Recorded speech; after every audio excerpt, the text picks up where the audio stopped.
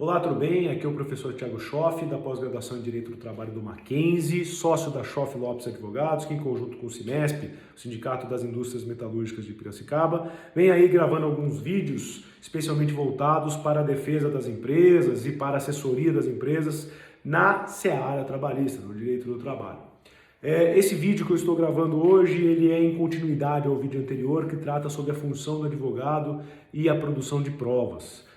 Essa é uma questão que eu acredito que seja de suma importância aí para as empresas, porque um bom advogado é o advogado instruído, é o advogado que tem provas, bastante provas, suficiente para que a causa seja julgada de forma justa e honesta. Só para vocês terem ciência da importância desse assunto, eu vou citar alguns poucos números para vocês. O Brasil, em 2019, gastou praticamente 100 bilhões de reais com o poder judiciário. Tá? Só em 2019 houve o ingresso aí de mais de 22 milhões de novas ações trabalhistas. É muita causa, gente. Para vocês terem ideia, a cada 100 mil habitantes, nós temos 1.454 pessoas que ingressaram com pelo menos uma ação ou recurso na Justiça do Trabalho. Fora isso, nós temos 1.599 processos para cada magistrado, isso no ano de 2019. É muita coisa, é muito número. Então, quando a gente fala em produção de prova, a gente está falando que a empresa tem que se precaver, tem que tomar as medidas necessárias para quê? Para instruir o advogado com um bom acervo documental, fático, probatório, para que ele possa, então, entrar aí no judiciário e fazer o que tem que ser feito. Quando a gente fala em produção de provas, precisa lembrar que no Brasil nós temos o que nós chamamos de um modelo cooperativo. Ao contrário do modelo inquisitorial, que é aquele modelo em que o juiz produz a prova sozinho, ou ao contrário do modelo adversarial, que é aquele modelo em que as partes produzem provas independente da atuação do juiz, no Brasil não. No Brasil, as partes produzem as provas, o juiz determina a produção de provas e em conjunto, numa cooperação, aí qualquer prova que for produzida vale para todo mundo e deve ser utilizada para fins de julgamento, ok? Então, quando a gente fala na questão da prova, eu pergunto para vocês, prova tem dono? Não, prova não tem dono. Uma vez produzida, ela vale no processo para todo mundo, O que mais? Eu preciso saber quais os meios de produção de prova, Então, no Brasil, aula passada a gente começou a tratar disso,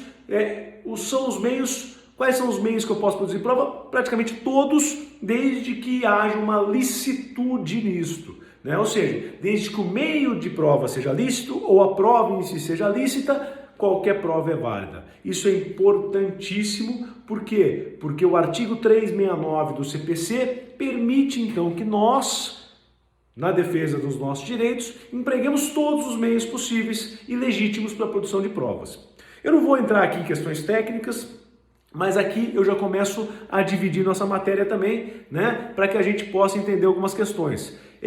Na doutrina, quando a gente faz a faculdade de Direito, a gente aprende que existem as provas, os meios de provas típicos e atípicos. Meios de provas típicos são aqueles previstos em lei. Os meios de prova atípicos são aqueles que não estão expressamente previstos em lei. Então, por exemplo, meios típicos de prova, eu tenho a confissão, o documento, a testemunha, a presunção, a perícia. Isso está tudo lá no artigo 212 do Código Civil nosso, que é de 2002. Ok? E os meios de provas atípicos? É nesse ponto que eu começo a ingressar com vocês bastante. Por quê? Porque os meios de provas atípicos são justamente aqueles meios de provas que a gente não está tão acostumado. Dentre eles, por exemplo, a ata notarial e as provas digitais.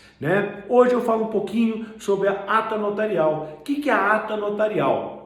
A ata notarial é aquele meio de prova previsto no artigo 384 do CPC, que nada mais é do que uma ata, do que uma redação de um documento lavrada por um tabelião, por um cartório de notas, retratando o modo de existir de algum fato ou de alguma situação. Então, eu vou citar casos práticos aqui que a gente pode usar. Ou se eu tenho uma conversa no WhatsApp, uma conversa no Telegram, uma rede social, um Facebook, para que essa prova não suma, para que ela tenha uma validade legal, eu vou levar este computador no cartório e peço então para a pessoa, para o cartorário, lavrar uma ata notarial. Ou uma situação completamente diversa, com caso real, uma situação de greve, né?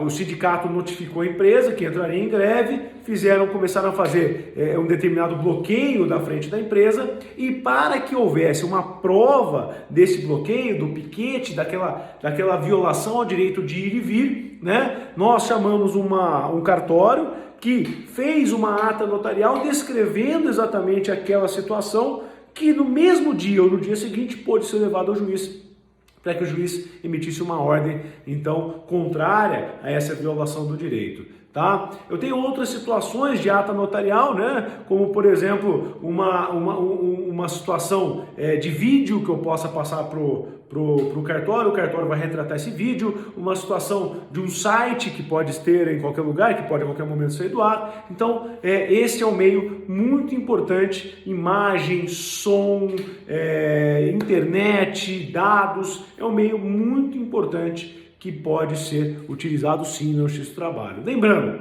a gente tem a possibilidade da ata notarial durante ou até antes mesmo do conflito da produção probatória. Algumas empresas vêm utilizando a ata notarial, principalmente as empresas quando fecham as portas ou quando fecham uma filial, vem produzindo provas já pensando no futuro sobre o que aconteceria, tá? Essa produção antecipada de ouvir testemunhas, mesmo não havendo conflito, mesmo não havendo ação, ela é permitida, muito embora não tenha um valor probatório muito interessante nos processos judiciais, justamente pelo tempo em que ela é produzida, muito antes do próprio conflito, tá? Então, sendo assim, ata notarial é muito bom, é uma ferramenta muito legal, embora seja um pouco custosa, seja cara, mas é uma ferramenta muito interessante e que deve ser utilizada a favor das empresas quando possível, lembrando que nem sempre é viável, nem sempre o custo-benefício é muito bom, mas, né, caso a caso deve ser pensado junto com o advogado da empresa em como se utilizar isso. Qualquer dúvida, eu estou à disposição. No próximo vídeo nosso, a gente vai falar um pouquinho sobre provas digitais, questões interessantíssimas hoje, né, que devem ser aí de conhecimento da empresa. E ao final segue o nosso e-mail para contato. Qualquer dúvida, só mandar uma pergunta, só mandar sugestões de tema que a gente vai falando a respeito. Muito obrigado, até mais.